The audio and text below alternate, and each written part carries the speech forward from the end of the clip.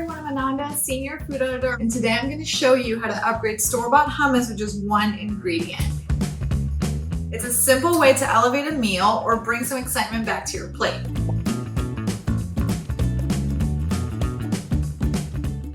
Alright, if you love pesto, you're going to love the first one. You're going to stir in some fresh or store-bought pesto right into the hummus.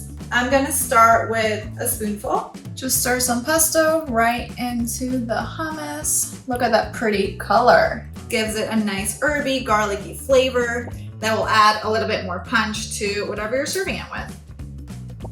Okay, if you like it hot, stir in a little bit of harissa. Harissa is a spicy chili pepper sauce, and I love the kind that comes in a jar because it has a looser texture, more like a sauce, so it stirs into hummus a little bit better than the one that comes in the tube. Start small and see how much of a kick you want. I'm going to add a little bit of the harissa to start. I don't like things too spicy. You don't have to fully stir it in, you can swirl it in for a nice marbled effect too. Okay, moving on to the next one. We've got olive tapenade. So either you love olives or you hate them. I love olives. I think adding olive tapenade into hummus gives it such a punchy, briny, salty flavor, and it's the best. Okay, so I'm going to add quite a lot of it. I like adding like a big amount. This is the one that I'm like, just go all in.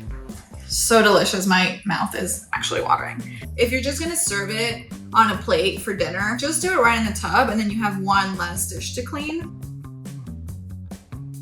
Our second to last hack, stirring some miso into hummus for something that no one's gonna be able to place, but everyone's going to love. For adding miso into the hummus, you're going to have to dilute the miso. You can do that with a little bit of water.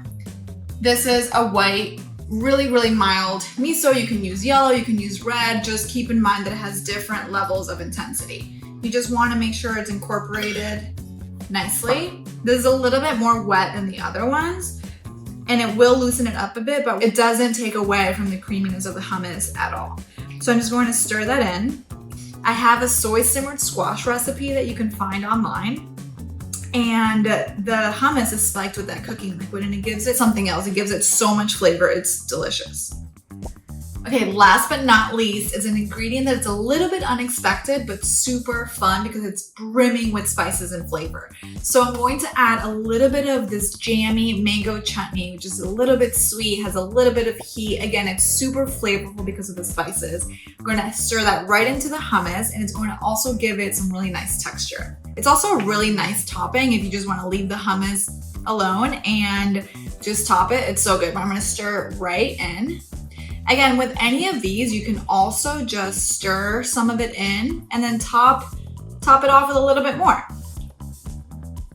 And of course, if you're not serving these on a dinner plate, just pour it right into a bowl. Give it a little swoosh, a little bit olive oil. You can never go wrong with a big swoosh on hummus and a drizzle of olive oil. Thank you for following along. Enjoy your hummus adventures, and I'll see you soon.